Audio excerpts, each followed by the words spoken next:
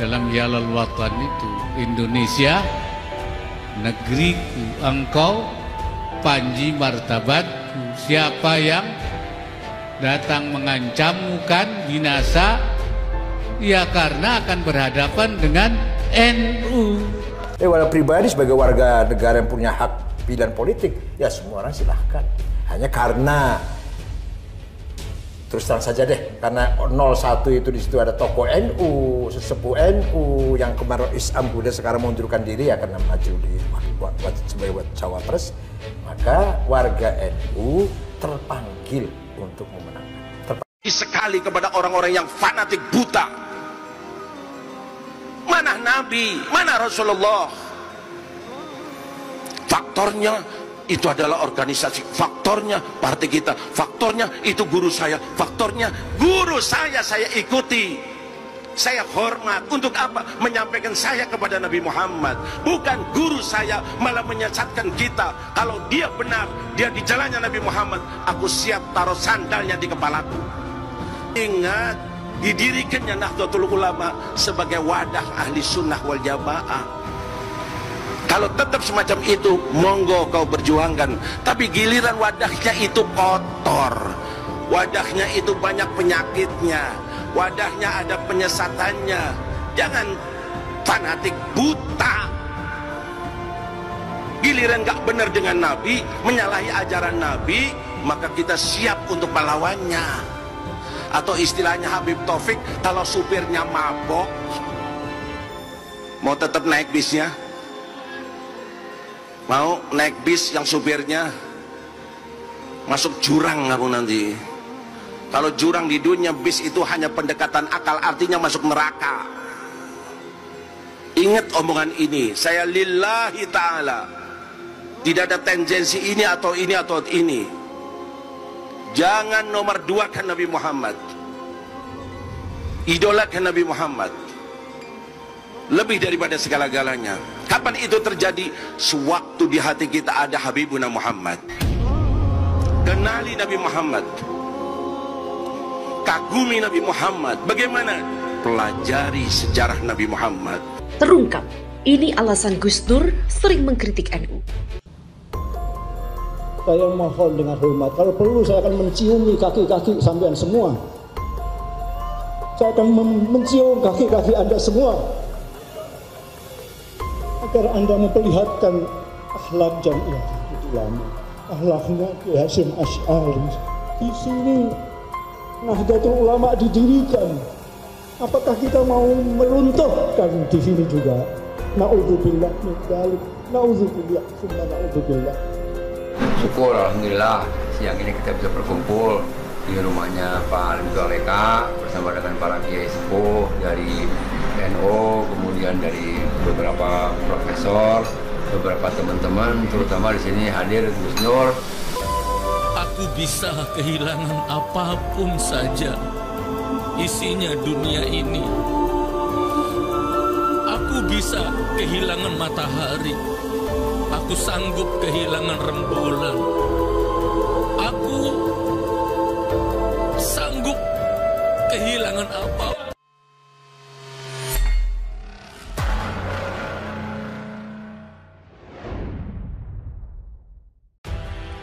Terungkap, ini alasan Gus Dur sering mengkritik NU.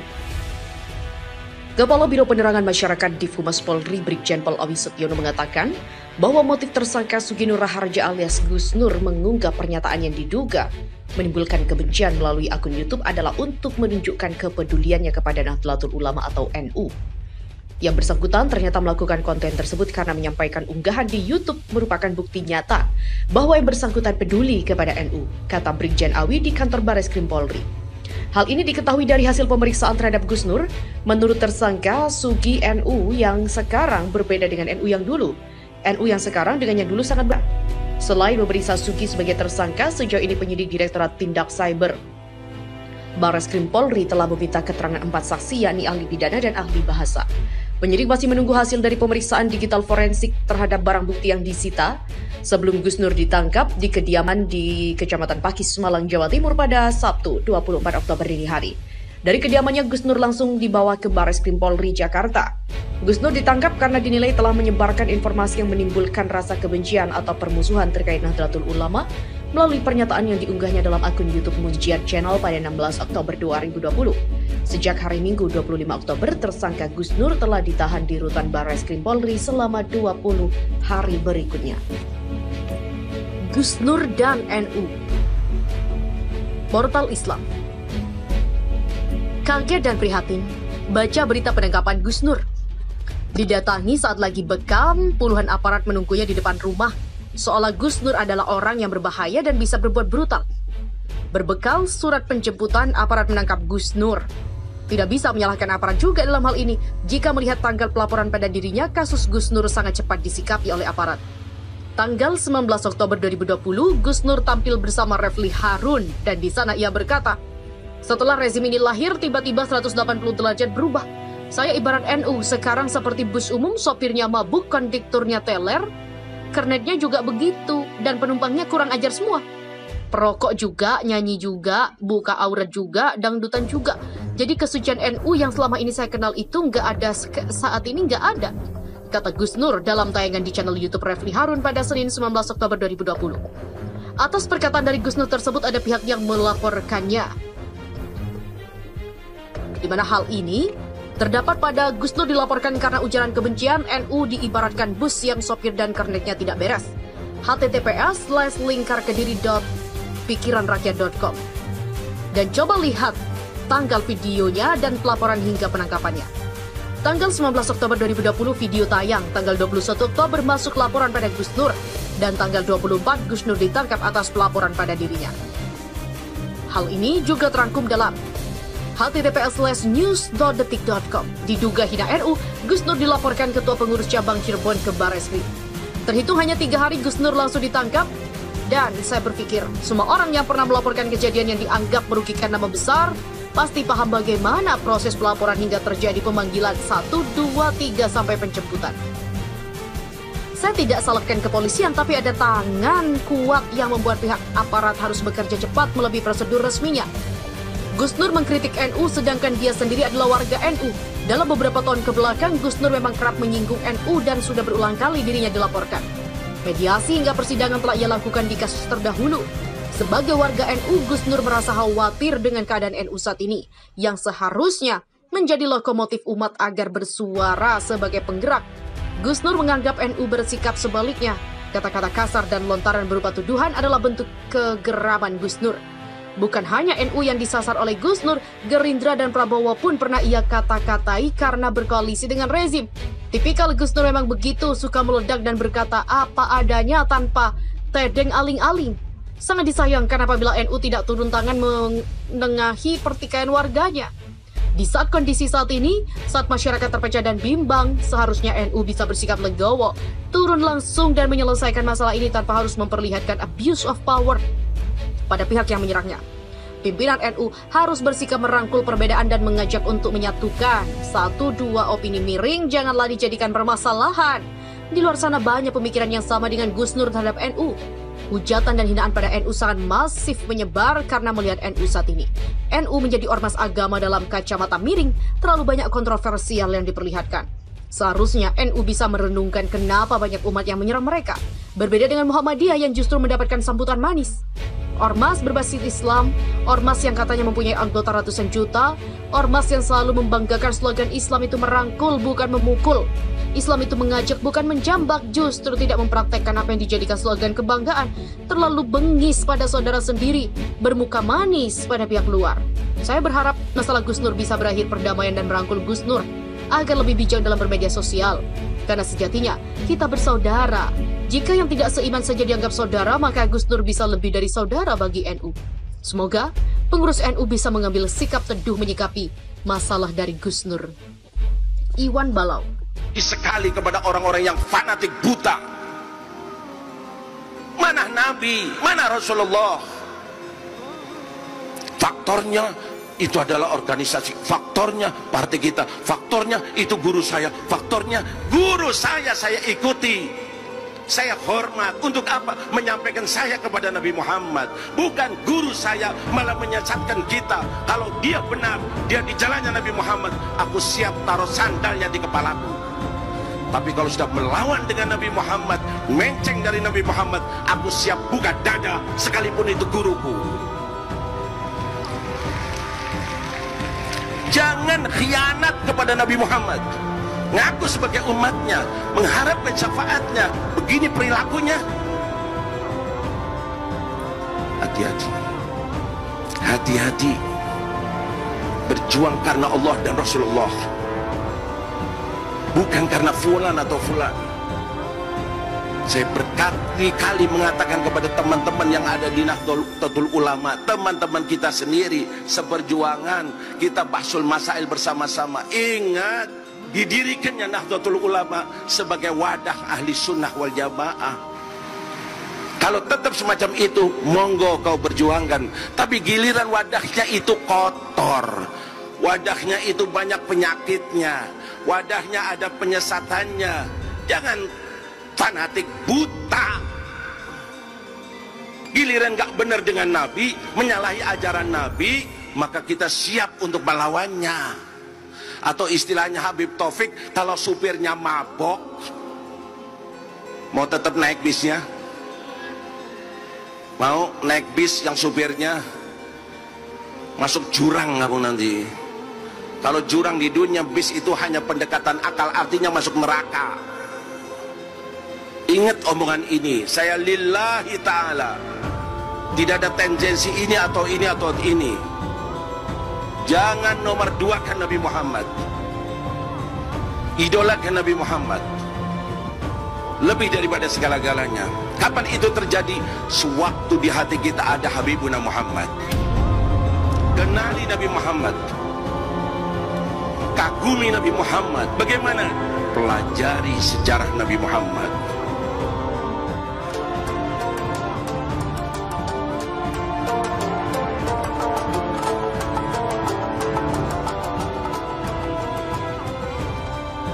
Ini keluarga, kakek, nenek, semua leluhur NU. Ya, jadi saya bukan HTI, bukan Syiah, bukan Muhammadiyah, bukan. Saya itu NU, mbah-mbah saya NU. Saya darah Madura. Berarti kalau orang NU mengkritik NU, berarti sayang. Nggak mungkin lah menjatuhkan. Benci apalagi, enggak, karena sayang. Itu yang kedua. Yang ketiga, yang ngomong seperti saya bukan saya saja, banyak. Jadi kan di situ video itu durasinya 27 menit. Catat itu 27 menit.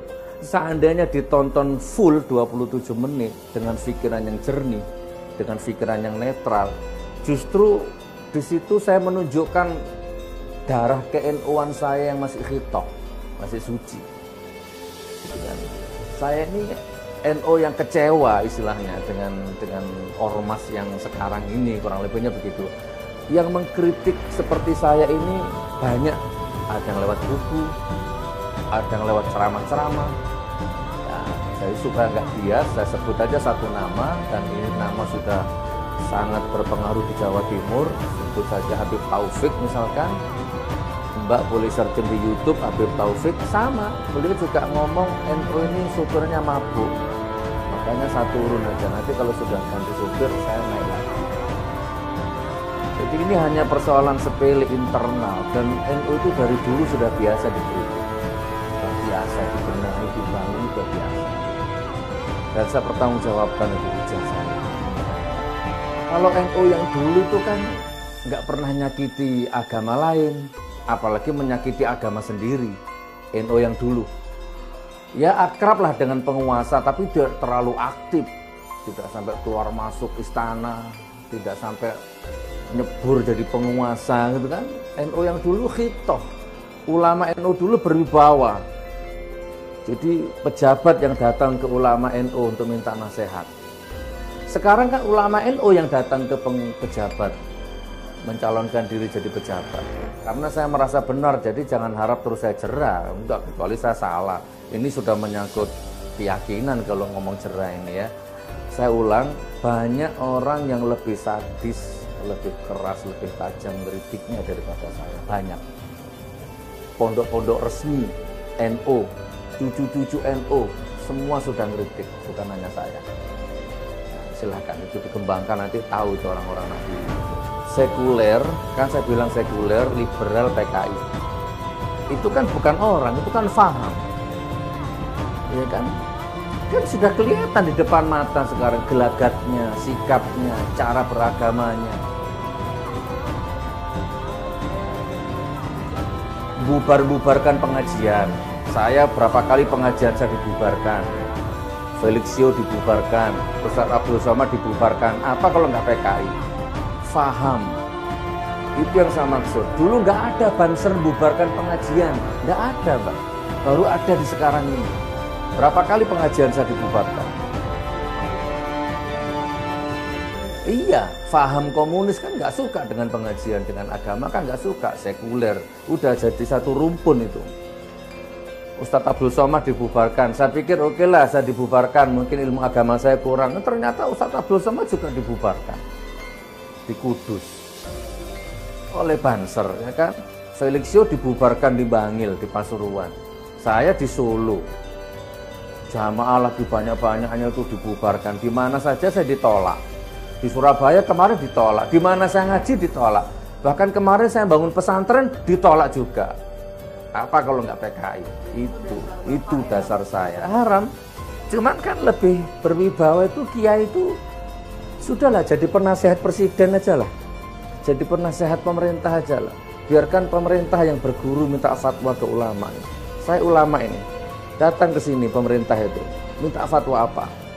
Pak Presiden, Pak Ulama, saya presiden nih, saya mau naikkan BBM. Saya mau bikin kebijakan ini, gimana menurut Pak Ulama dari sisi agama, kan harusnya gitu.